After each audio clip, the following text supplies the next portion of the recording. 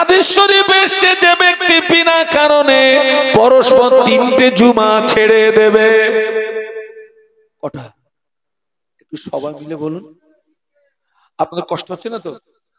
যারা 3টে জুমা ছেড়ে দেবে, হাদিস শরীফে এসেছে মান তারাকা সালাসা জুমআতিন মিন গায়রি উযরিন কুতিবা মিনাল মুনাফিকিন, যারা বিনা কারণে 3টে জুমা ছেড়ে দেবে ওদের নামটা মুসলমানের খাতা থেকে কেটে মুনাফিকের খাতায় লেখা হয়। মুনাফিকের ঠিকানা কোথায়?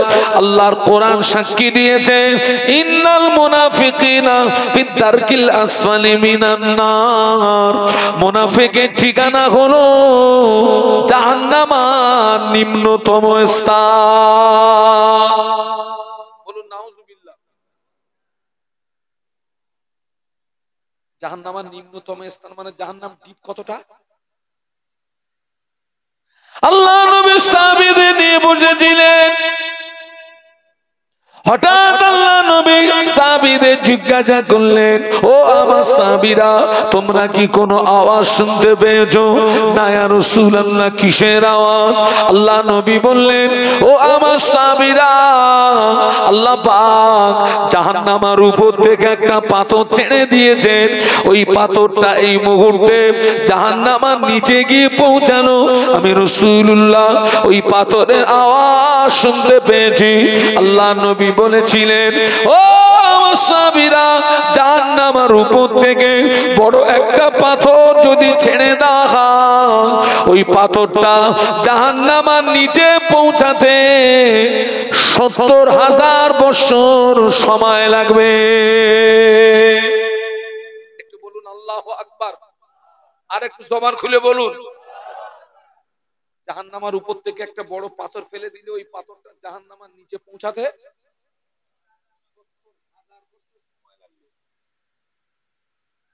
যারা বিনা কারণে 3টে জুমা ছেড়ে দেবে ওদের ঠিকানা হবে ওই ৭০,০০০ বছরের গর্ত। আপনারা কেউ উঠবেন না, কেউ উঠবেন না।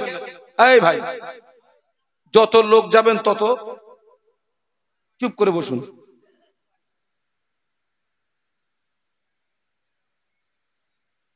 আল্লাহু আকবার। একটু দরুদ শরীফ আল্লাহুম্মা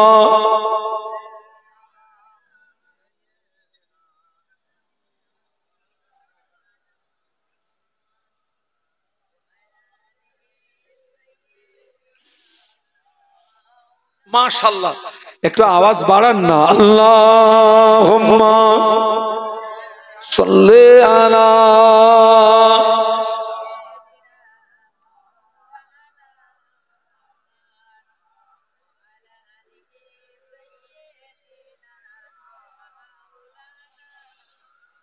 हुब्ब अहमद अजलगी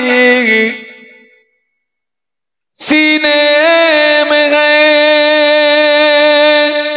मैं गाहूं मेरा दिल मदीने में गए। फूल तो फूल कांटों में क्या हुस्न गए, लुत्फ जन्नत से बढ़कर मदीने में गए। अल्लाहुम्मा पढ़ो बाबा, पढ़ो बाबा।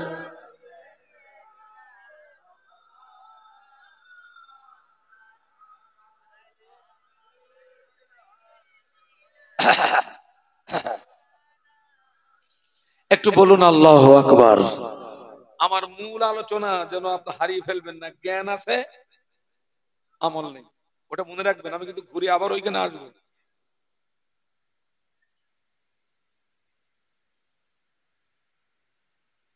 সারা জীবন তুই শুনলি,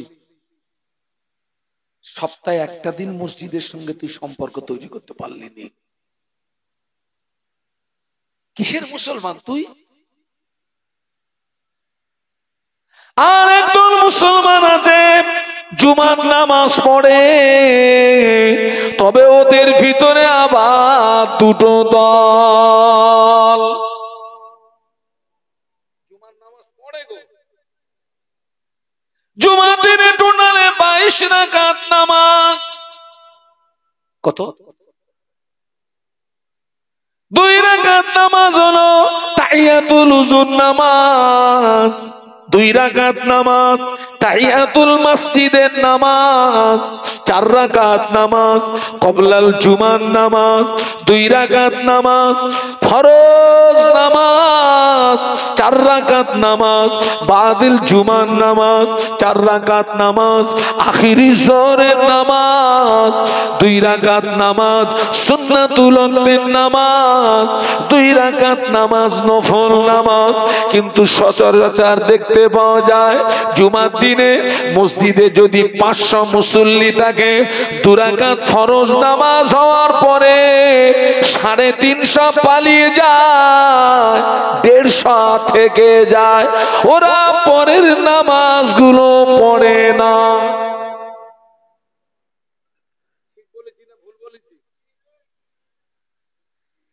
আচ্ছা, কারা কারা চলে যান একটু হাত তুলে দেখান তো।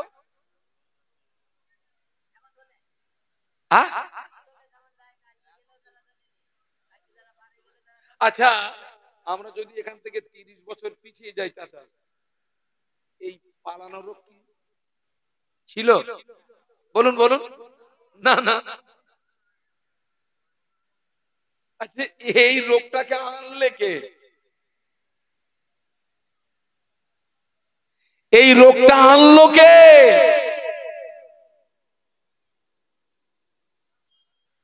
পায়ে ধরে বলে যাচ্ছে আমি মোহাম্মদ শাহানুর আলম, পায়ে ধরে বলে যাচ্ছে।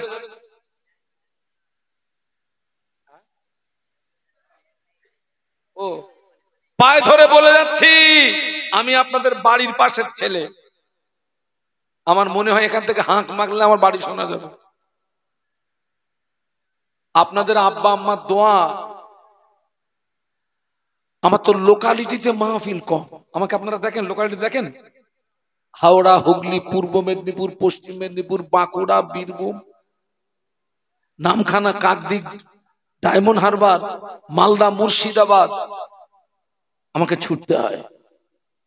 সব ঘুরে ঘুরে দেখছি সমাজ শেষ হয়ে গেছে বাবা। আমি আবোল তাবোল কথা মাহফিলে বলি না। আগে অধিকাংশ মাহফিলে মাগরিবের পরে কি হতো? মাহফিলে কি হতো? জিকিরের মজলিস হতো।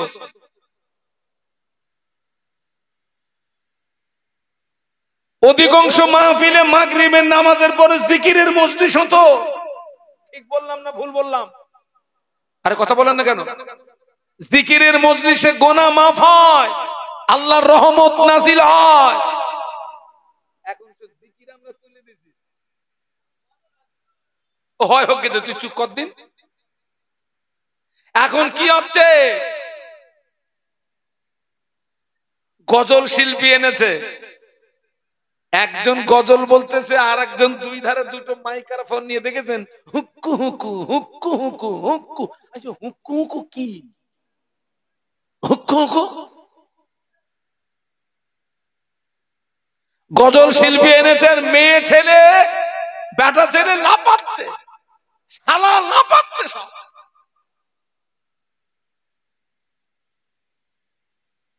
ও মাহফিলে সব হবে না, গুনাহ হবে।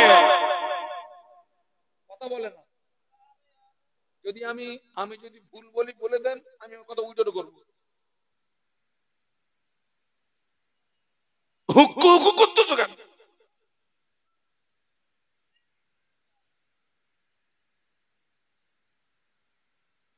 পায়ে ধরে বলে যাচ্ছে জুমার দিন যেন আপনি 2 রাকাত নামাজ পড়ে চলে যাবেন না।